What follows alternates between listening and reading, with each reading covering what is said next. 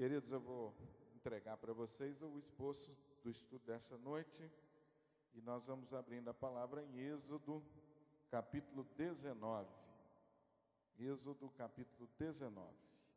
Por favor, abra a sua Bíblia. Nós continuamos na nossa caminhada no deserto com o povo de Israel. Os nossos estudos, os últimos estudos nossos têm sido dentro desse tema, a caminhada do povo de Deus no deserto, logo após a saída do Egito. E nós estamos agora num dos momentos mais importantes dessa história, registrado em Êxodo capítulo 19, quando esse povo chega no Monte Sinai.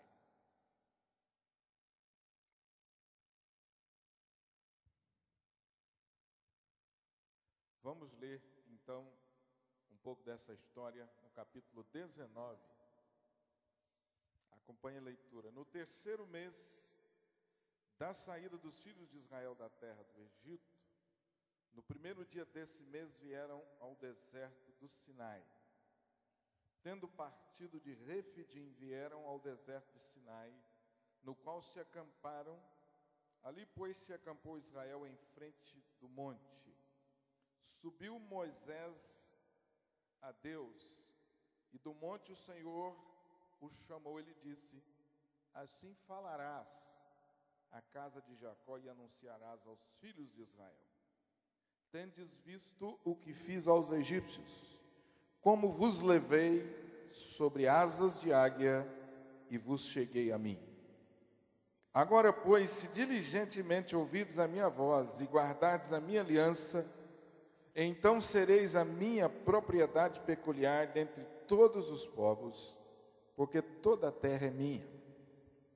Vós me sereis reino de sacerdotes e nação santa. São estas as palavras que falarás aos filhos de Israel.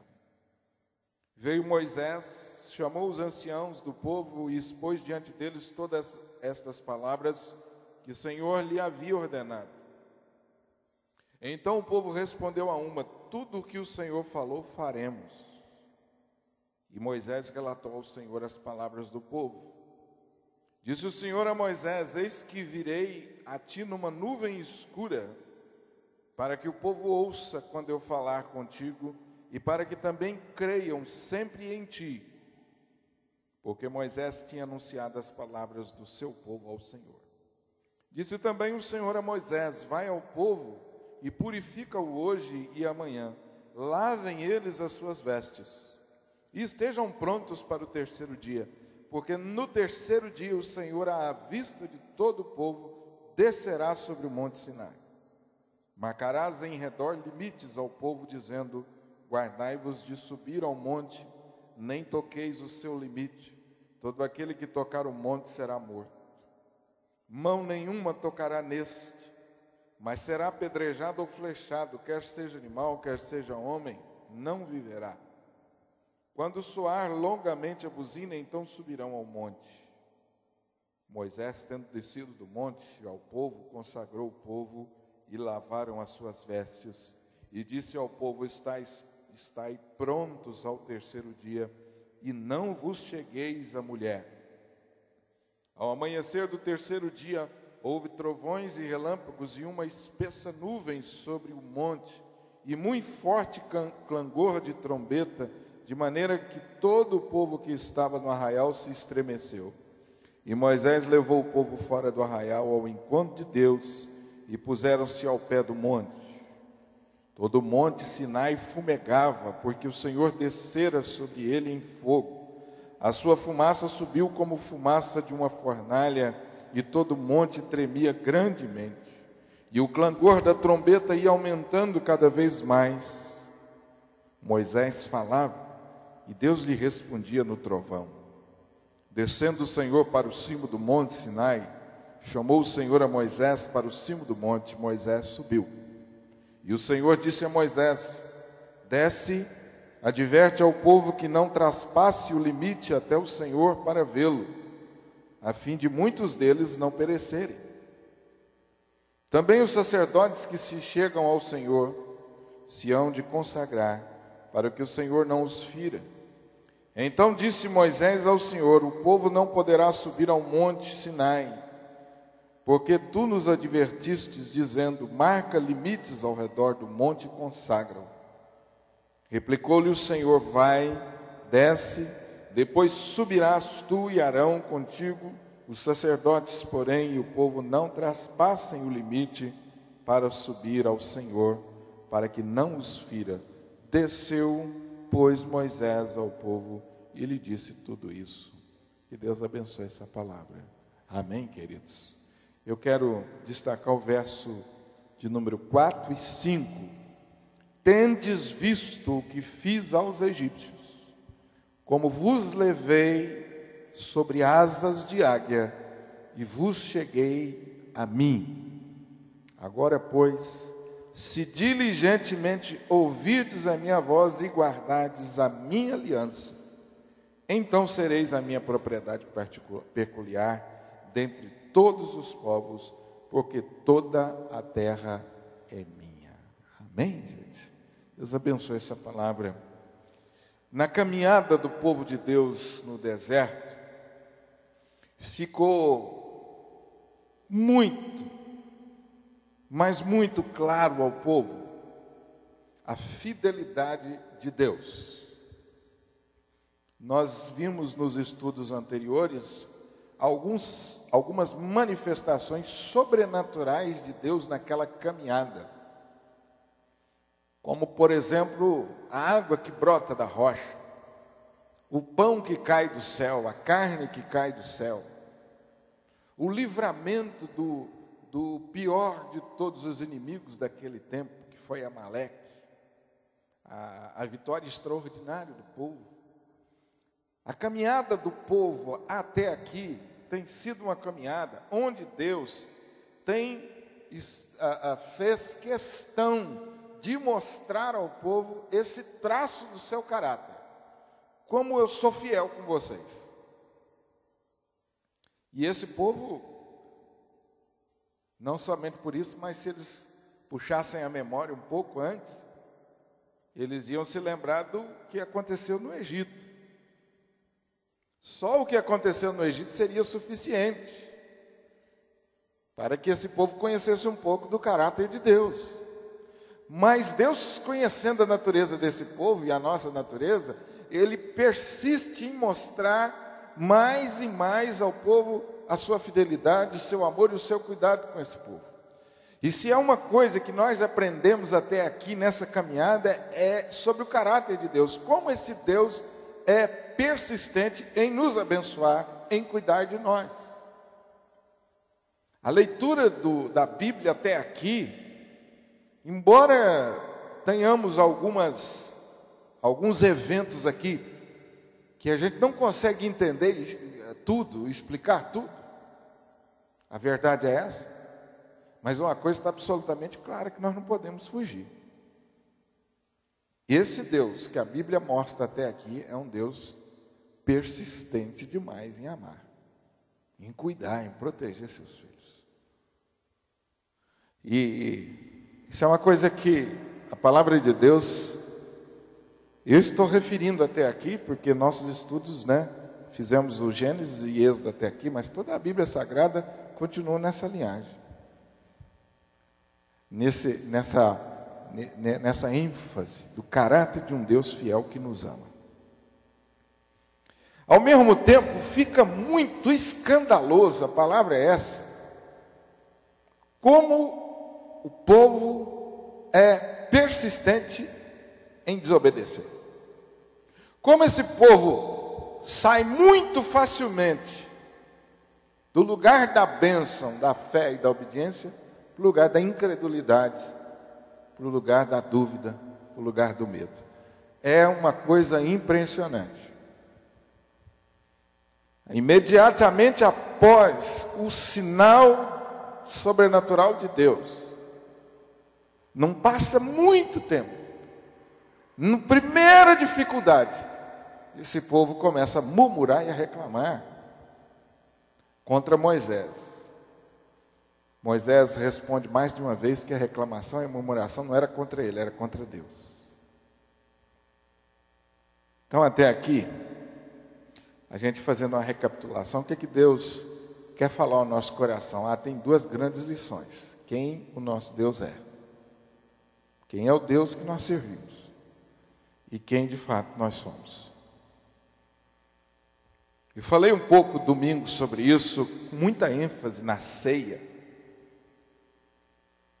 Os irmãos devem se lembrar. Isaías 53, falando da cruz de Cristo, ele destaca o sacrifício de Cristo e mostra para nós o porquê foi necessário um sacrifício. Por causa das nossas transgressões, por causa do nosso pecado. E isso fica muito evidente, fica muito claro. Agora é interessante, queridos, a gente observar, isso para mim é uma das coisas mais lindas da Bíblia, é que à medida que esse povo vai caminhando, eles vão crescendo no seu relacionamento com Deus. Porque no início era um Deus desconhecido. Mas à medida que esse povo vai caminhando, eles vão aprendendo sobre Deus. E o relacionamento desse povo com Deus deve ir o quê? Se estreitando. Porque desde o início fica muito claro que Deus quer isto, que o homem viva inteiramente para adorar e para servir e para agradá-lo. O plano original de Deus era esse. Nós vimos isso em Gênesis. E como o pecado e a desobediência do homem estragou todo esse projeto, esse plano.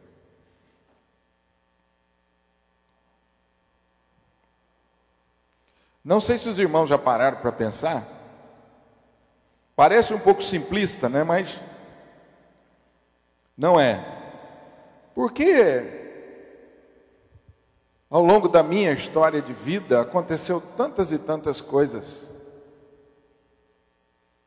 Porque Deus permitiu tantas e tantas coisas acontecerem, algumas desagradáveis, que a gente gostaria de esquecer. E é lógico que tem muitas coisas boas que a gente gosta de lembrar. Por quê? Meu irmão, não tenha dúvida. Porque é através desses eventos que nós vamos crescendo no nosso relacionamento com Deus. E agora, nessa caminhada, o povo chega num ponto onde que Deus para e fala assim, chegou um momento de nós evoluirmos no nosso relacionamento. Chegou o momento de nós estabelecermos aqui uma relação mais profunda. E eu gosto de comparar isso com o namoro, o noivado e o casamento. É certo que naqueles dias não tinha essa cultura de namoro e noivado que nós temos hoje. Estou pensando nos dias de hoje, não naqueles. Você conhece a pessoa, vai conhecendo, e você vai estreitando o relacionamento, e vai chegar um dia que você fala assim, está na hora de ficar noivo. Né, Wilson? Não foi assim mais ou menos? Foi? Né, Cássio? Depois de um tempo de noivado, aí quando coloca a aliança de noivado, já fica aquele negócio mais sério, que você já começa a fazer planos para o casamento. Mas chega um tempo de noivado, vai chegar o tempo de você falar, agora nós vamos trocar a aliança de um lado, e é casamento, é o compromisso mais sério ainda. O que você percebe? Houve uma evolução no relacionamento.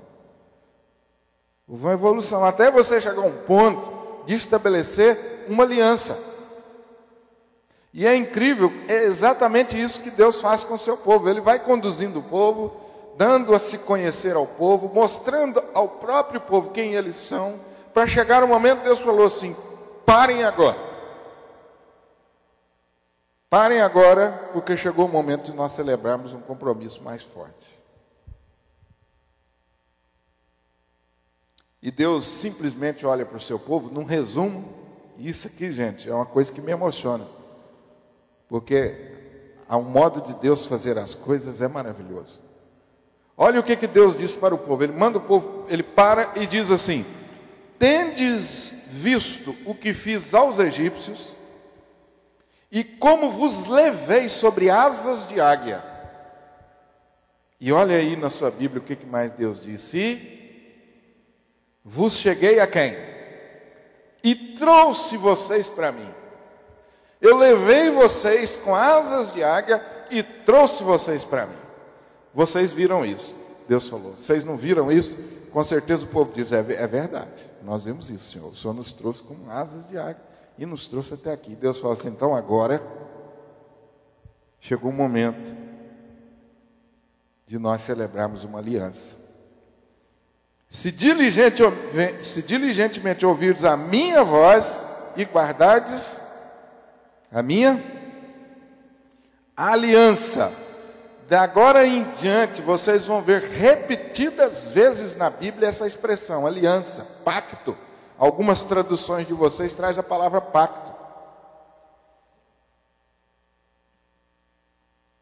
E então diz assim, se vocês celebrarem essa aliança, fizerem um compromisso comigo,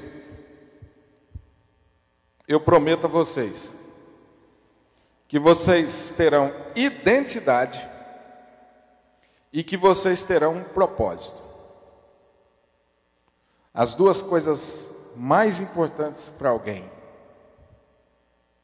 Eu estou falando com vocês, estou aí no nosso estudo no ponto 2. A velha aliança.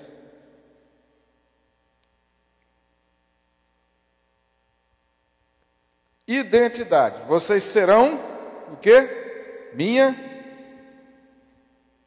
propriedade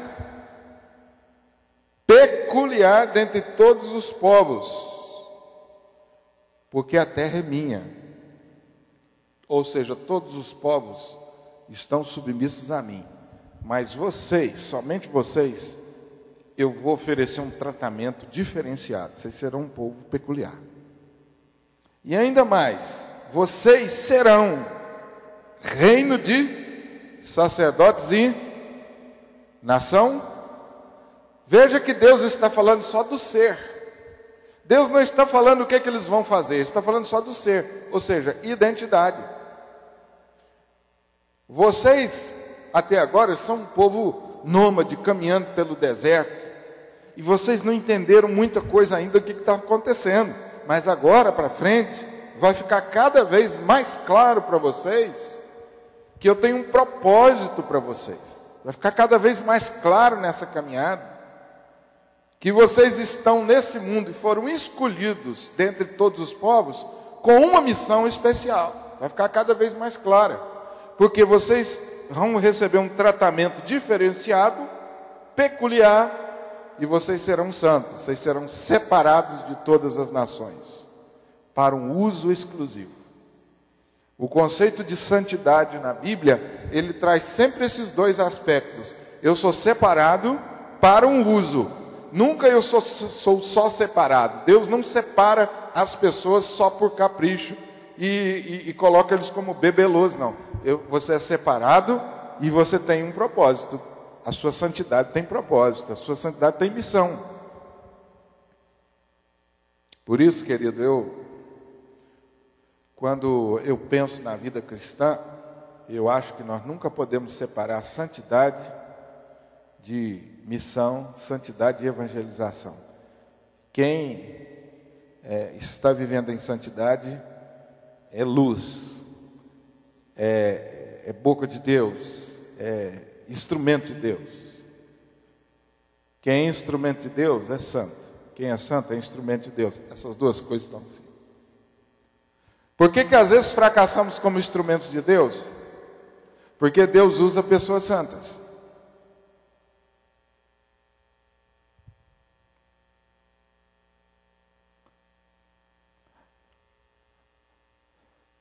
Mas eu vejo pessoas produzindo resultados e não são santas. Deus não se agrada. Deus quer santidade e resultados. Só resultado não adianta. Mais ou menos aquela ideia assim, bom, o que eu sou e o que eu penso não tem tanto peso. O importante é o que eu faço. Opa, para Deus não. Para Deus não. A visão mundana é meio assim. Não importa o como, desde que eu produza resultado, para Deus não.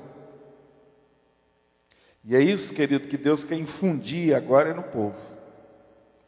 Esse processo agora, cada vez mais da caminhada do povo, é um processo onde Deus vai infundindo neles essa noção de identidade e de santidade e de propósito.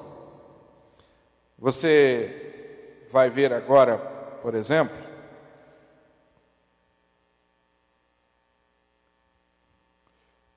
vou adiantar um pouquinho, abre a sua Bíblia lá em 2 Pedro.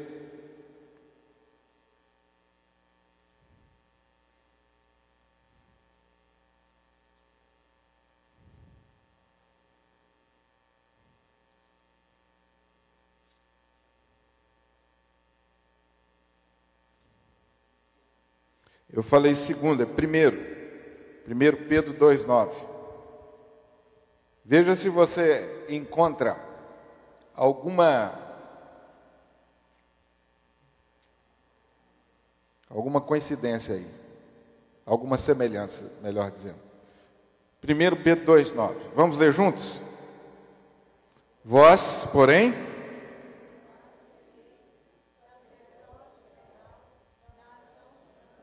povo de propriedade exclusiva de Deus, a fim de proclamardes a virtude daquele que vos chamou das trevas para a sua maravilhosa luz.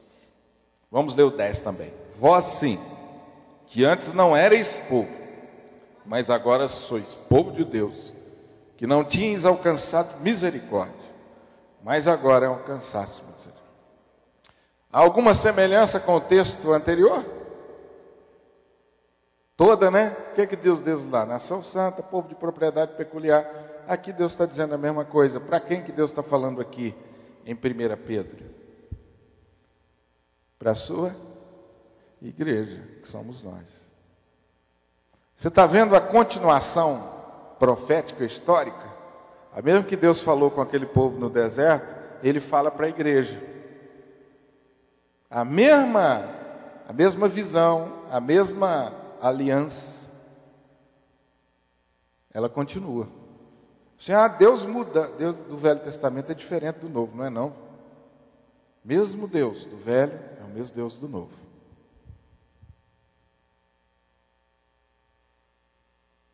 Volta lá depois a gente volta para comentar um pouquinho mais esse texto.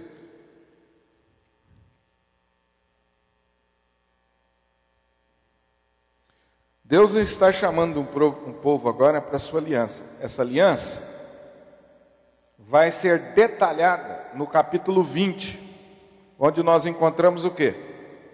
Os 10 mandamentos. E em seguida, nos capítulos seguintes, versículo 21, capítulo 21, capítulo 22, você vai ver outras leis civis, para a vida do povo, que estão dentro desse pacote do pacto com Deus. Percebam que Deus cada vez mais está enfatizando a ideia de relacionamento por pacto e por aliança. Agora deixa eu fazer uma pergunta para vocês. Uma pergunta para seminarista, hein? Para quem está fazendo seminário. Qual foi a primeira vez que aparece na Bíblia a ideia de pacto e de aliança? Ou é a primeira vez aqui, ou em outra... Eu já contei a resposta, ou antes aparece. Antes. Façamos o homem nossa imagem e semelhança? É a primeira vez que aparece? Noé com Deus? Vamos lá. Qual foi a primeira vez que aparece a ideia de pacto? O que é pacto? Tem duas pessoas e estabelecem um acordo com condições claras. Uma parte é minha, a outra parte é sua. Se você honrar a sua parte, eu honro a minha. E vai acontecer isso, não é pacto? Semelhante ao casamento, né? Os dois comparecem lá perante o pastor, e você promete isso, o outro, você promete isso. Bom, então está aí o compromisso básico. E sejam felizes para frente. Se um não honrar o compromisso, coisa complica. Não é verdade? E não é isso que mantém o casamento? A gente se lembra desses votos, não é? É isso que mantém o casamento, é o compromisso. O pessoal acha que o que mantém o casamento é esse amor romântico, da gente entrar na igreja assim, todo emocionado, chorando. Que isso não mantém casamento não, viu, Lucas? Mantém casamento é compromisso. Você que vai casar logo. Eu acho que é só você e o Júlio que solteiros, só. Você também solteiro. Já está noivo já? Ainda não? Então, aprende aí. Que depois de um tempo de casamento, o que sustenta o casamento não é o romance, não. Não é você olhar e falar assim, ah, minha princesa, como você está linda, né? Não, e nem ela olhar para você e falar assim, ah, meu príncipe maravilhoso. Não é não, o que sustenta o casamento é compromisso. E o amor, compromisso, gera amor, sentimento. Põe isso aí no caderno de vocês que vai salvar casamento. Amém ou não? O amor, compromisso gera sentimento, não é o sentimento que gera compromisso. Qual foi a primeira vez que aparece essa ideia de pacto na Bíblia? Pergunta para seminarista, não tem importância se errar não. Aliança com Abraão, aliança com Adão como?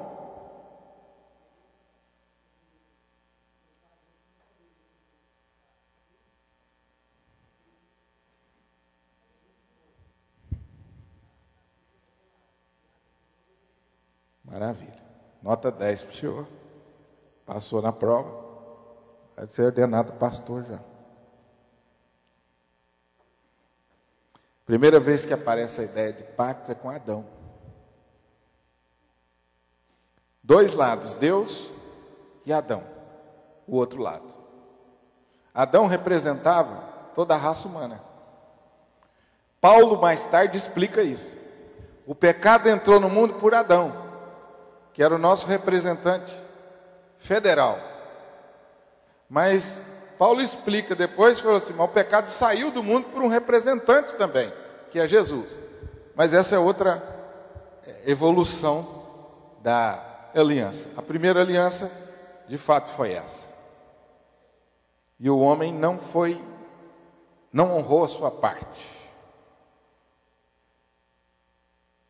E aí o que Deus fez? O que Deus fez? O homem quebrou a aliança e Deus falou assim, bom, agora vocês estão completamente perdidos e não tem mais solução. Foi isso? Hã? O que Deus fez? Gente, essa matéria aqui, eu brinquei com vocês, mas é verdade. Tem muita gente que está no seminário, acha difícil de entender isso aqui. Por isso que eu gosto de culto de quarta-feira e escola bíblica dominical, aprender a Bíblia. Muito bem, mas a semente da mulher é esmagar a cabeça da serpente. O que isso significa?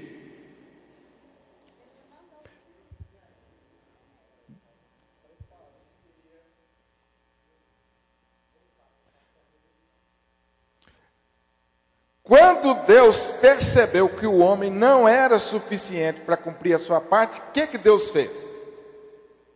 Isso é a coisa mais linda que pode existir. O que Deus fez?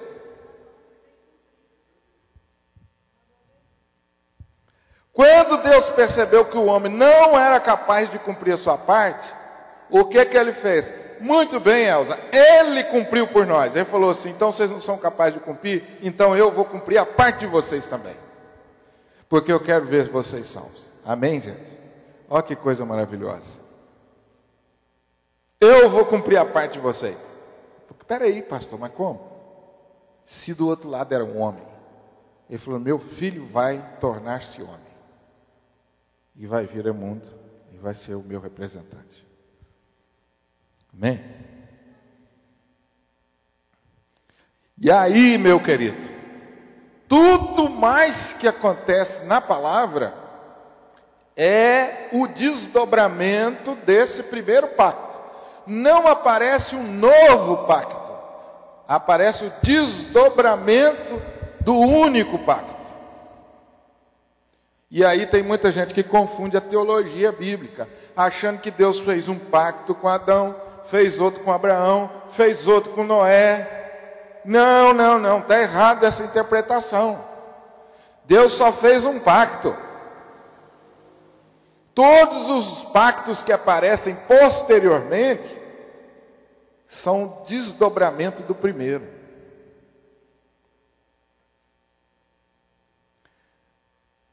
Espera aí, pastor, mas e o pacto com Abraão?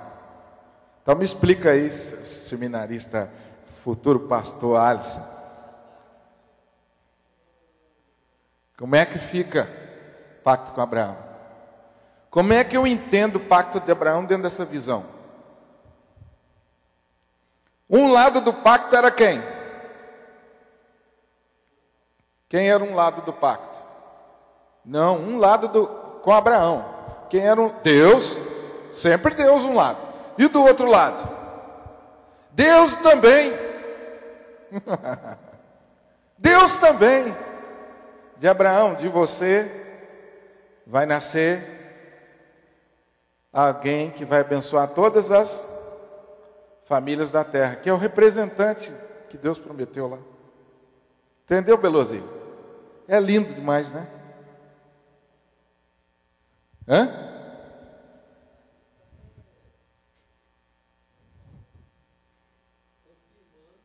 O primeiro.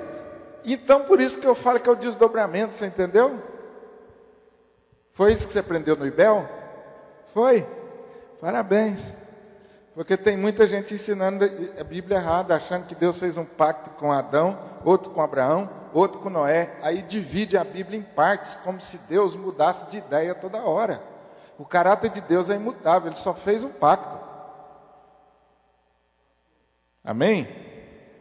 Vocês vão ler isso por aí. Quando vocês lerem aí que Deus fez 7 pactos, vocês entendam que só houve um. E que os outros são desdobramento do primeiro. Porque de fato você vai perceber no desdobramento que Deus de vez em quando parava e recordava o primeiro pacto. E isso é uma coisa que Deus sempre faz didaticamente. Ele para e fala assim: vocês se esquecem muito fácil das coisas, então vou relembrar. Por isso que ele fez aqui. Vocês estão lembrados como eu fiz vocês saírem do Egito e carreguei vocês com asas de águia? Vocês estão lembrados? Ah, é mesmo, em Deus. Pois é, eu estou lembrando que vocês esquecem facilmente. Eu continuo com o mesmo propósito que eu fiz lá atrás, eu continuo. Não mudei não. Lembra do pacto que eu fiz? Eu lembro. Então, ele foi confirmado através de Moisés, foi confirmado através de Abraão, através de Moisés. Está sendo confirmado através de Moisés. É o mesmo. Só que agora ele tem desdobramentos. Pois não, Alisson?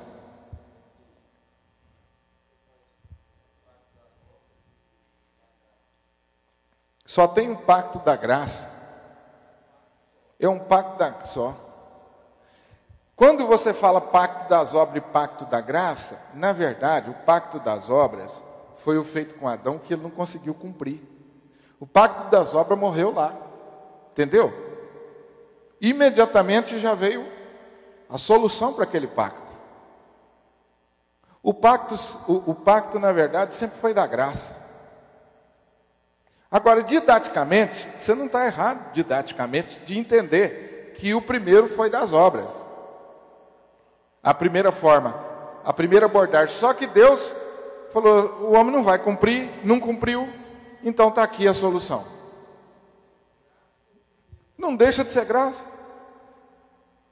E aí o povo faz uma confusão danada, porque acha que no Velho Testamento as pessoas eram salvas pelas obras, e no Novo pela graça. Entenderam? não está errado você pensar em 2 pactos, não. Desde que você entenda que Deus do começo é Deus quem cumpre os 2 lados. Amém?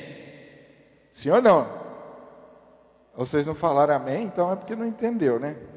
Pois não. Sim.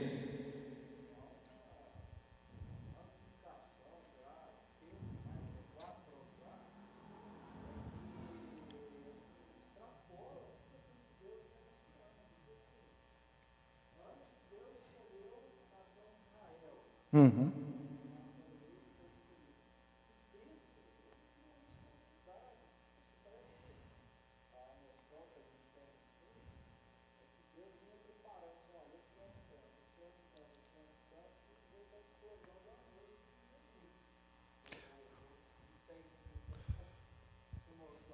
Você vai entendendo o seguinte, que na verdade não mudou, ele é apenas mais detalhado.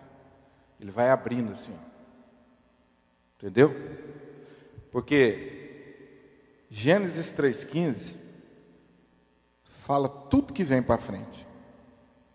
Vai nascer da mulher, quem? Jesus. Vai esmagar a cabeça de quem? Que é o diabo. Ponto final. Como é que termina o Apocalipse? Jesus fazendo o quê? Com o diabo.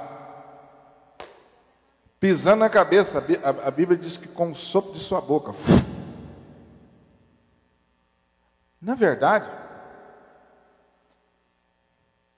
profeticamente, terminou na cruz de Cristo, quando ele morreu, ressuscitou e esmagou a cabeça da serpente. O resto dali é o desdobramento. Então, o que você está falando, você não encontrou a palavra, e eu creio que uma palavra boa é que vai abrindo, vai amplificando. Ele vai ficando mais explicativo. Por isso que 1 Pedro 2,9 repete quase que o Êxodo, só que um pouco mais explicado. Pode observar que ele é mais explicado. Está tranquilo aí ou não? Amém ou não, gente? É novo isso aí? Não é novo não, né? Vocês já ouviram isso. É importante que você entenda que o relacionamento de Deus com o povo, comigo, com você, ele é gradual. E essa é uma ideia que Deus quer infundir na nossa cabeça. Por isso o apóstolo Pedro mais tarde fala, antes crescei na graça e no conhecimento de Deus. E isso é uma das lições práticas que fica muito claro. À medida que esse povo vai caminhando com Deus, eles vão conhecendo a Deus, vão conhecendo a si mesmo e vão se apegando cada vez mais a Deus e Deus a eles, a ponto de Deus falar assim, agora vamos fazer uma aliança. E a identidade de vocês vai ficar mais clara ainda para vocês e para o mundo. Vocês vão ser sal da terra e luz do mundo, vocês vão ser nação diferente dos outros povos. Vocês vão ser minha propriedade peculiar. Através de vocês eu vou fazer o meu nome conhecido. Amém ou não?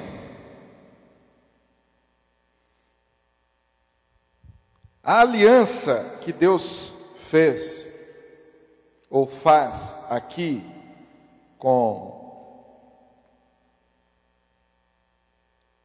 Moisés e seu povo, ela tem também como propósito mostrar para o povo, ou deixar claro para o povo, que eles são exatamente como Adão. Eles não são capazes de obedecer a Deus como Deus quer.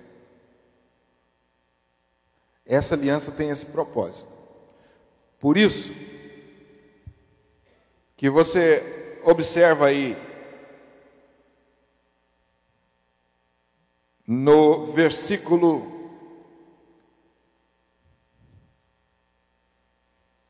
eu estou no ponto 4 do estudo, versículo 10 a 25. Você já observou aí que quando Deus chamou o povo para esse pacto, o povo disse, não, Senhor, nós estamos no pacto com o Senhor. O povo respondeu para Moisés: Moisés, beleza, estamos fazendo esse pacto com Deus. E agora para frente, aí do 10 a 25, você vai perceber uma série de instruções de Deus que você fica assim, por entender. Disse o Senhor a Moisés: vai ao povo e purifica, lavem as suas vestes. E eu detalhei aí na folha, o que Deus manda fazer? Versículo 10 a 11. O povo deve ser ordenado a se limpar cerimoniosamente em preparação. Versículo 12 e 13. Eles são alertados de que se apenas tocassem no monte, quando Deus descesse, eles morreriam. Versículo 14 e 15. Vemos que houve um tempo de ansiosa espera, durante o qual até mesmo o relacionamento íntimo dos casais foi suspenso. Viu aí no versículo 15? E disse ao povo: estáis prontos ao terceiro dia, e não vos chegueis à mulher. Houve um jejum total. Houve até abstinência sexual entre os casais. Eu falei assim: olha, nem vocês vão se abster desse prazer em preparação. Vocês vão ficar absolutamente concentrados e preparados para o que vai acontecer.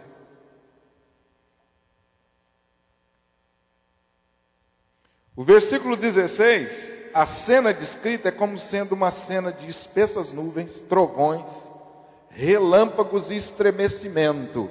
Veja aqui que houve uma convulsão na natureza. Seria seguido de um sonido de uma buzina forte, que ecoaria aos ouvidos do povo, anunciando assim que Deus estava descendo ao cimo do monte. Versículo 17 a 19, o monte inteiro iria tremer e seria coberto de fumaça, e o som da buzina ia aumentar a ponto de ficar quase insuportável. No versículo 20 e 25, um alerta para os curiosos. Se eles ficassem curiosos para ver o que estava acontecendo lá, eles morreriam. Eles tinham que respeitar o limite. Em outras passagens das Escrituras, nós aprendemos que os anjos estavam presentes nessa ocasião. Qual o significado disso tudo? Por que Deus precisava fazer isso tudo, Belozi? É muita coisa, é muito detalhe. Por quê? Deus estava nos ensinando o que acontece quando o homem pecador se aproxima do Deus Santo, não sendo através do mediador, nosso Senhor e Salvador, Jesus Cristo. Que coisa tremenda, hein? O que acontece quando o homem chegasse lá por sua própria vontade e decisão? Morreria.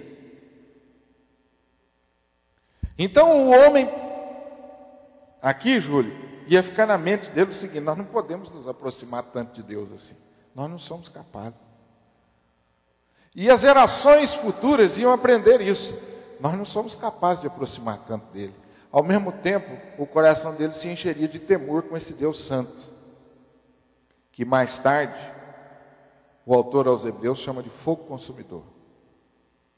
Entenderam? A ideia é assim: eu não posso ir até lá, e eu tenho temor desse Deus. Esse Deus é tremendo, é maravilhoso. Ele é santo demais. Mas eu não posso ir até lá.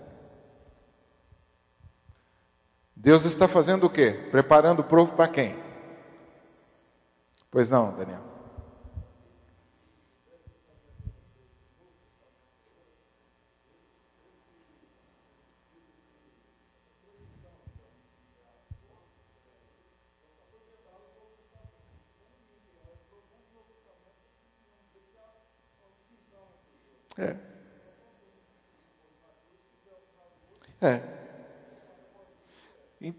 Exatamente esse ponto. O que é, qual a grande lição aqui? Sozinho nós não podemos chegar. Nós precisamos de alguém para nos levar.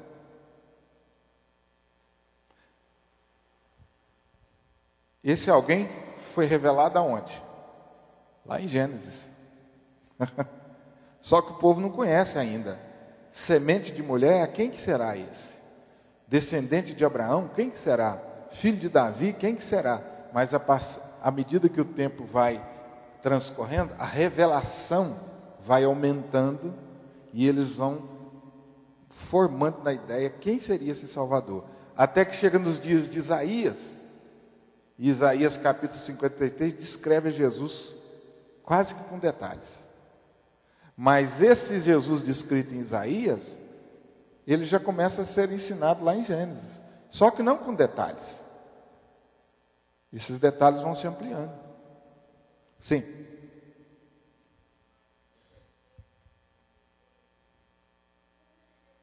Tudo convergia para Jesus. Sempre o cuidado. Na hora do sacrifício, um animal puro, o melhor, separado, parará, parará, todos aqueles detalhes. Isso ia ficar na mente do povo. A forma didática de Deus. Trabalhar o povo. E isso agora vai ficando cada vez mais claro. Interessante aqui, é outra coisa que me deixa emocionado. Logo depois disso vem os 10 mandamentos. Logo depois disso vem os 10 mandamentos que nós vamos estudar. Os 10 mandamentos serviriam para quê?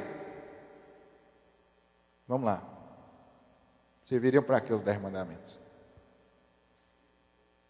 Para que serviriam os 10 mandamentos? Porque vocês estão percebendo que o capítulo 19 continua no 20. Deus prepara todo o povo, e no capítulo 20, então Moisés no cimo do monte recebe os 10 mandamentos. Faz parte da aliança que Deus anunciou no 19. Vai se desenrolando. Chega no 20, capítulo 20, Moisés está em cima do monte recebendo a lei que foi anunciada antes. Para que a lei?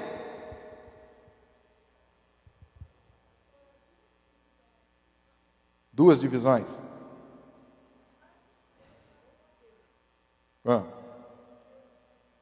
Sim.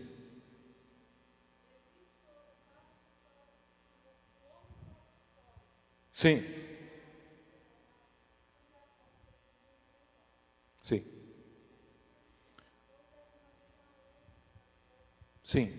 De modo geral, o que Deus quer com os 10 mandamentos? Orientar o povo sobre como ele quer ser adorado. Orientar o povo em como o povo deve se relacionar com o próximo, de modo que glorifique tranquilo. Porém, a lei que foi dada, ela tem um outro objetivo, que era mostrar para o homem que ele nunca seria capaz de obedecer à lei o suficiente para merecer a salvação, merecer a Deus. Por isso a lei, ela foi insuficiente para salvar o homem. Ela serviu basicamente para mostrar para o homem a sua incapacidade de ser salvo. E veio Jesus e cumpriu a lei. Fala assim, o único que pode cumprir a lei é meu filho. Então, durante todo o período em que a gente chama período da lei, depois dos 10 mandamentos, foi um período em que o povo ia aprendendo que eles nunca seriam por si mesmos capazes de agradar a Deus.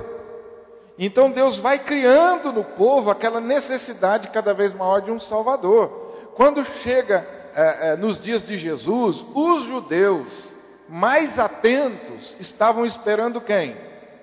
O Messias Salvador. Entenderam? Por quê? Porque ao longo dos anos Deus foi infundindo no coração deles a ideia de que eles precisavam de um Salvador.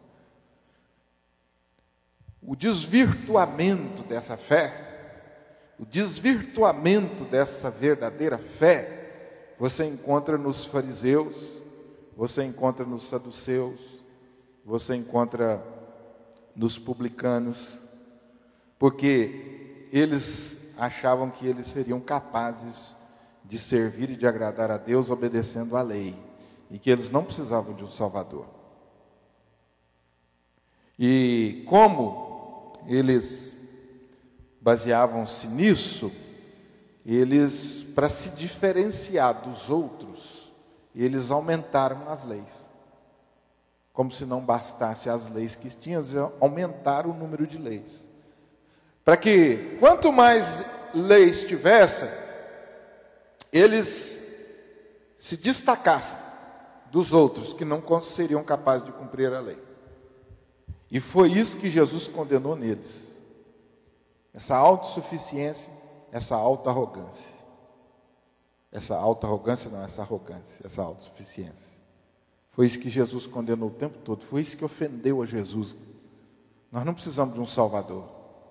Você é um falso. Nós temos a lei. Nós amamos a lei. Ou seja, nós, com o nosso comportamento, conseguimos. Não precisamos de um Salvador. Ainda mais um filho de um carpinteiro? Não. Entenderam, irmãos? Você vê essa crise no Novo Testamento dos fariseus, que eram conhecedores da lei. Mas a lei, para eles, não foi suficiente para levá-los a depender de Deus. A lei tornou eles mais arrogantes. Tanto é que crucificaram Jesus. Por pressão dos próprios judeus, Jesus foi crucificado, dos seus próprios irmãos, que serviam a lei.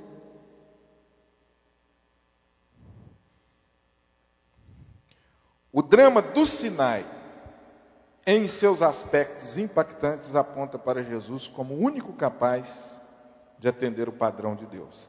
Fora de Jesus não há esperança para o pecador diante de Deus.